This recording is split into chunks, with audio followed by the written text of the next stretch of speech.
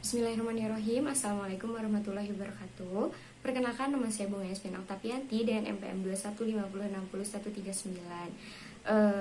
Sebelumnya mohon maaf di luar sedang hujan. Di sini saya akan sharing materi tentang gerakan literasi di sekolah. Nah, literasi itu biasanya kita sebut dengan aktivitas membaca atau menulis. Begitupun juga saya di SMP itu literasi hanya mengira bahwa itu cuma membaca buku dan menulis saja, karena pas SMP juga kita tuh semua murid itu dikumpulkan pas hari Senin setelah upacara. Kita tuh dikumpulkan untuk membaca bukunya dan kita sudah membawa bukunya masing-masing. Jadi di lapang itu kita diam dulu selama 15 menit untuk membaca. Setelah membaca kita langsung masuk ke kelas gitu. Nah, tentu saja bukan hanya seperti itu gitu. Namun deklarasi Praha pada tahun 2003 menyebutkan bahwa literasi juga mencakup bagaimana seseorang berkomunikasi dalam masyarakat. Terus literasi juga bermakna praktik dan hubungan sosial yang terkait dengan pengetahuan, bahasa, begitupun juga dengan budayanya. Ini menurut UNESCO 2003. Nah, deklarasi UNESCO juga menyebutkan bahwa literasi informasi terkait pula dengan kemampuan untuk mengidentifikasi, menentukan, menemukan, mengevaluasi, menciptakan secara efektif dan terorganisasi, menggunakan dan mengomunikasikan informasi untuk mengatasi berbagai persoalan. Kemampuan itu perlu dimiliki tiap individu gitu ya, sebagai syarat untuk berpartisipasi dalam masyarakat informasi, dan itu bagian dari hak dasar manusia menyangkut pembelajaran sepanjang hayat tuh. Berarti kan di sini tuh bermakna ya bahwa literasi itu sangatlah penting. Itu tuh menjadi bagian hak dasar manusia menyangkut pembelajaran sepanjang hayat. Jadi selama hidup kita itu perlu literasi gitu. Nah, di sini kita masuk ke ininya ya, bahwa gerakan literasi di sekolah itu tentunya wajib ya. Gerakan literasi sekolah itu merupakan suatu usaha atau kegiatan yang bersifat partisipasi dengan melibatkan warga sekolah seperti peserta didik, guru, kepala sekolahnya, tenaga pendidiknya juga, akademis, penerbit, media massa gitu, pengawas sekolah juga masuk, komite sekolah, begitupun dengan orang tua atau wali sang murid, begitupun begitupun orang tua ataupun wali muridnya gitu. Itu tuh sangat penting sekali. Nah, dan pemangku kepentingan di bawah koordinasi Rektorat Jenderal Pendidikan Dasar dan Menengah Kementerian Pendidikan dan Kebudayaan. Tentunya kita juga di bawah koordinasi yang Direktorat Jenderal Pendidikan dan Kementerian Pendidikan Kebudayaan gitu ya. Nah, di sini juga ada gerakan literasi sekolah itu merupakan gerakan sosial dengan dukungan kolaboratif berbagai elemen, upaya untuk mewujudkan berupa pembiasaan membaca peserta didik. Nah, pembiasaan ini dilakukan dengan kegiatan 15 menit membaca. Guru membacakan buku dan warga sekolah membaca dalam hati yang disesuaikan dengan konteks atau target sekolah. Ketika pembiasaan membaca terbentuk, selanjutnya akan diarahkan terhadap pengembangan dan pembelajaran disertai tagihan berdasarkan kurikulum 2013. Variasi kegiatan ini dapat berupa berpanduan pengembangan keterampilan perseptif maupun produktif. Jadi tentu saja ya bahwa kegiatan membaca 15 menit ini meskipun 15 menit tapi bisa membuat kita produktif. Contohnya kayak kita tuh lebih mengenal kata-kata yang belum bisa kita kenal, terus kita bisa menambah wawasan juga. Nah, itu sudah termasuk menambah wawasan. Nah, di sini pun ada komponen literasi, bahwa literasi itu lebih dari sekedar membaca dan menulis ya, tentunya. Namun mencakup keterampilan berpikir menggunakan sumber-sumber pengetahuan dalam bentuk cetak, visual, digital, dan auditory gitu ya. Di abad 21 ini kemampuan ini disebut dengan literasi informasi. Clay 2001 dan Ferguson menjabarkan bahwa komponen literasi informasi terdiri atas literasi dini, literasi dasar, literasi perpustakaan, literasi media, literasi teknologi, dan literasi visual. Dalam konteks Indonesia, literasi dini itu diperlukan sebagai dasar memperoleh berliterasi dalam selanjutnya gitu ya. Berliterasi tahap selanjutnya. Komponen literasi tersebut kita bisa bahas satu-satu ya. Di sini ada literasi dini, early literasi, Clay 2001, yaitu kemampuan untuk menyimak, memahami bahasa lisan, dan berkomunikasi melalui gambar dan lisan yang dibentuk oleh pengalamannya, berinteraksi dengan lingkungan sosialnya di rumahnya. Terus pengalaman peserta didik dalam berkomunikasi dengan bahasa ibu menjadi fondasi perkembangan literasi dasar. Nah, di sini tuh berkomunikasi dengan bahasa ibu, otomatis bahasa ibu kita adalah bahasa Indonesia. Nah, jadi bahasa Indonesia itu merupakan fondasi untuk perkembangan literasi dasar. Terus yang kedua itu ada literasi dasar, yaitu basic literacy. Basic literasi yaitu kemampuan untuk mendengarkan, berbicara, membaca, menulis, dan menghitung, counting, berkaitan dengan kemampuan analisis untuk memperhitungkan, calculating, mempersiapkan,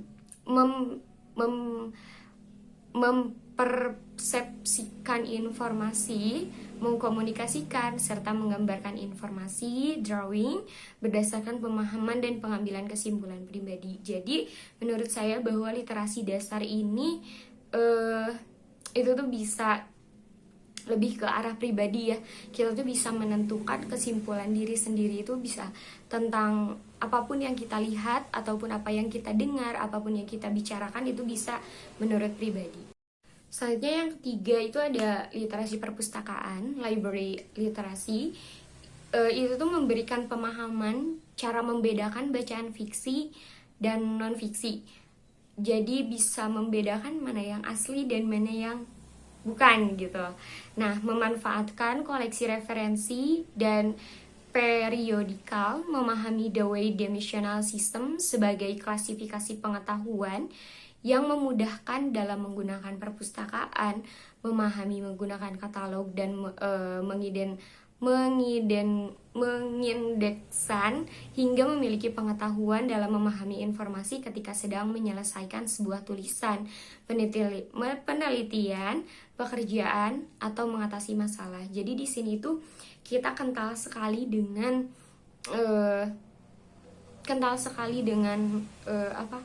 buku gitu ya. Soalnya di sini ada menyelesaikan sebuah tulisan, penelitian, pekerjaan, ataupun mengatasi masalah.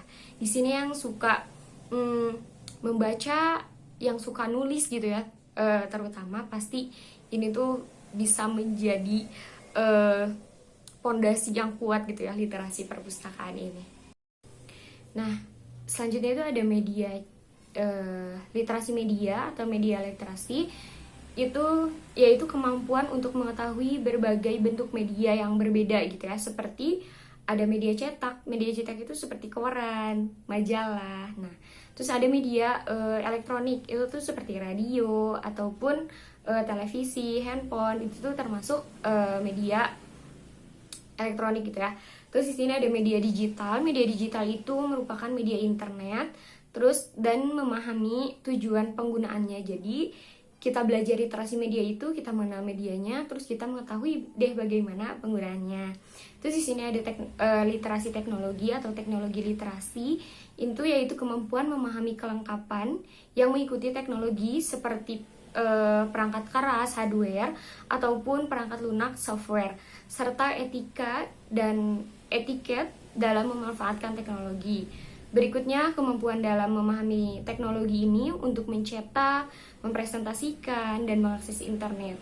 Nah, jadi kan di sini tuh teknologi kita kan biasanya presentasi, terus kita video seperti ini tuh kita tuh sedang menerapkan literasi teknologi. Nah, jadi dalam praktiknya juga pemahaman menggunakan komputer gitu ya, yang di dalamnya mencakup menghidupkan dan mematikan komputer, menyimpan dan mengolah data, serta mengoperasikan program perangkat lunak. Nah, di sini tuh kita belajar bagaimana caranya kita bisa menggunakan komputer, bisa mengelola datanya seperti apa, terus perangkat lunaknya juga seperti aplikasi-aplikasinya. Kita bisa menggunakan Word, PowerPoint, dan lain sebagainya gitu. Nah, sejalan dengan membanjirnya informasi karena perkembangan teknologi saat ini, diperlukannya pemahaman yang baik dalam mengelola informasi yang dibutuhkan masyarakat. Nah, di sini juga literasi teknologi itu tidak digunakan sembarangan ya. Kita tuh harus menggunakannya dengan yang positif gitu ya, yang bisa dibutuhkan oleh masyarakat. Seperti yang dibutuhkan oleh masyarakat itu kayak jurnal yang kayak gitu kan, itu media pembelajaran yang sangat masyarakat butuhkan, terutama di pendidikan. Nah, di sini juga ada literasi visual. Literasi visual yaitu pemahaman tingkat lanjut antara literasi media dan literasi teknologi yang mengembangkan kemampuan dan kebutuhan belajar dengan memanfaatkan materi visual dan audio visual secara kritis dan bermartabat. Tafsir terhadap materi visual yang tidak terbendung baik dalam bentuk cetak, auditori maupun digital, ataupun perpaduan ketiganya disebut teks multimodal, perlu dikelola dengan baik. Nah, di sini pun kita dengan memperoleh informasi itu harus dikelola dengan baik. Jangan hanya kita langsung telan bulat-bulat, tapi kita juga harus disaring dulu mana yang baik dan mana yang tidak gitu. Nah, bagaimanapun di dalamnya banyak manipulasi dan hiburan yang benar-benar perlu disaring berdasarkan etika dan kepatutan. Nah, jadi kita tuh emang harus benar-benar ya bisa benar-benar menyaring dengan etika, begitupun kepatutannya. Dan tidak lupa juga ya bahwa di komponen literasi itu ada pihak yang berperan aktif. Yang pertama itu ada literasi usia dini, itu biasanya orang tua dan keluarga dan guru-gurunya gitu, maupun baik TK ataupun PAUD, pamong atau pengasuhnya. Yang kedua itu ada literasi dasar. Literasi dasar sama literasi perpustakaan itu pihak yang berperan aktifnya adalah pendidikan formalnya. Terus literasi teknologi itu tuh pendidikan formal dan keluarga. Literasi media itu pendidikan formal, keluarga dan lingkungan sosial, tetangga atau masyarakat sekitar. Yang keenam itu ada literasi visual. Literasi visual itu adalah pendidikan formal. Yang berperan aktifnya itu adalah pendidikan formal, keluarga dan lingkungan sosial, sama ya, tetangga ataupun masyarakat sekitar. Jadi literasi media dan visual itu yang berperan aktifnya sama. Baik, selanjutnya ada gerakan literasi sekolah dan penumbuhan budi pekerti. Di sini ada peraturan Menteri Pendidikan dan Kebudayaan tentang penumbuhan budi pekerti, memberi bentuk yang jelas dalam nomor 23 tahun 2015. Implementasinya yaitu pelibatan publik. Nah, hal tersebut tercantum dalam pasal 2 butir C bahwa PBP bertujuan untuk menjadikan pendidikan sebagai gerakan yang melibatkan pemerintah daerah, masyarakat, dan keluarga. Yang tadi kita sebutkan ya, yang berperan aktif itu ternyata sudah diatur dalam pasal 2 butir C. Nah, menunjukkan pada peraturan tersebut, gerakan literasi selalu mengupayakan kegiatan-kegiatan melibatkan seluas-luasnya itu tuh partisipasi publik. Nah, mengawali implementasinya dengan membentuk satuan tugas GLS atau Gerakan Literasi Sekolah yang terdiri dari berbagai unsur, yaitu birokrat, akademis, pegiat literasi dan lembaga swadaya masyarakat. Jadi literasi itu sangatlah luas ya teman-teman. Nah, di sini juga ada dampak yang diharapkannya gitu. Program literasi sekolah diharapkan dalam menciptakan ekosistem sekolah yang literate agar budi pekerti peserta didik dapat tumbuh dan berkembang dengan baik. Nah, ciri-ciri ekosistem sekolah literate itu seperti apa sih? Nah, yaitu 1. Menyenangkan dan ramah anak sehingga menumbuhkan semangat belajar warganya. Jadi kita tuh harus bisa menyenangkan dan ramah gitu terhadap anak-anak. Jadi anak-anak juga ataupun warga sekolah juga bisa ikut senang gitu untuk belajar literasinya. Terus yang kedua, ada semua warga sekolah menunjukkan empati, peduli dan menghargai sesama. Tentu saja ya di kita tuh berbeda-beda gitu ya, satu dengan yang lain. Kita tuh Bhinneka Tunggal Ika-nya tetap harus dapat gitu ya. Kita tuh harus tetap menghargai sesama meskipun kita berbeda-beda gitu. Terus 3, menumbuhkan semangat ingin tahu dan cinta pengetahuan. Nah, jadi ekosistem sekolah yang literate itu kita tuh harus ingin tahu gitu, ingin tahu yang lebih gitu, bahwa kita tuh selalu tidak puas dengan apa yang kita punya. Kita tuh harus tetap, aku harus cari tahu ini nih, aku harus cari tahu ini nih. Nah, itu tuh kan pasti bisa menambah wawasan kita juga. Terus yang keempat, ada memampukan warganya untuk cakap berkomunikasi dan dapat berkontribusi kepada lingkungan sosialnya. Nah, tentu saja ya, di sini itu kita tuh, karena kita belajar literasi itu, kita tuh bisa berkomunikasi agar bisa berkomunikasi dengan baik dan bisa berkontribusi di sosialnya. Tentu saja berkomunikasi itu tidak dengan diri sendiri, melainkan dengan masyarakat, dengan masyarakat banyak sosial yang kita punya gitu. Terus yang terakhir, yang kelima, ada mengakomodasi partisipasi seluruh warga dan lingkungan eksternal sekolah. Sasaran ini tuh, sasaran GLS itu pada jenjang sekolah dasar dan sekolah menengah. Nah, selanjutnya ada tahapan pelaksanaan gerakan literasi di sekolah. Di sini tuh ada tahap pertama, yaitu pembiasaan kegiatan membaca yang menyenangkan di ekosistem sekolah. Tentunya literasi itu bisa diawali dengan kegiatan kita yang menyenangkan gitu. Jadi pembiasaan ini bertujuan untuk menumbuhkan minat terhadap bacaan dan terhadap kegiatan membaca dalam diri warga sekolah. Penumbuhan minat baca merupakan hal fundamental bagi pengembangan kemampuan literasi peserta didik. Tentu saja bahwa membaca itu bisa mempengaruhi literasi kita. Jadi semakin banyak kita membaca, semakin banyak informasi yang kita dapat, otomatis kosakata yang kita punya pun pasti bertambah gitu. Terus di sini ada tahap kedua, pengembangan minat baca untuk meningkatkan kemampuan literasi. Kegiatan literasi pada tahap ini bertujuan mengembangkan kemampuan memahami bacaan dan mengaitkannya dengan pengalaman pribadi, berpikir kritis, dan mengolah kemampuan komunikasi secara kreatif melalui kegiatan menanggapi bacaan pengayaan.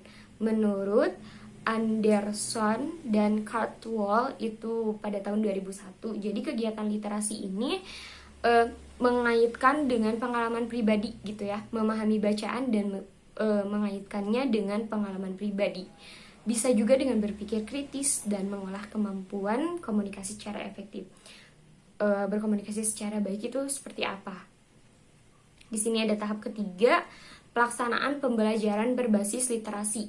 Kegiatan literasi pada tahap pembelajaran bertujuan mengembangkan kemampuan memahami teks dan mengaitkannya dengan pengalaman pribadi, berpikir kritis, dan mengelola kemampuan komunikasi secara kreatif melalui kegiatan menanggapi teks buku bacaan pengayaan dan buku pembelajaran menurut C.F. Anderson dan Cartwell 2001.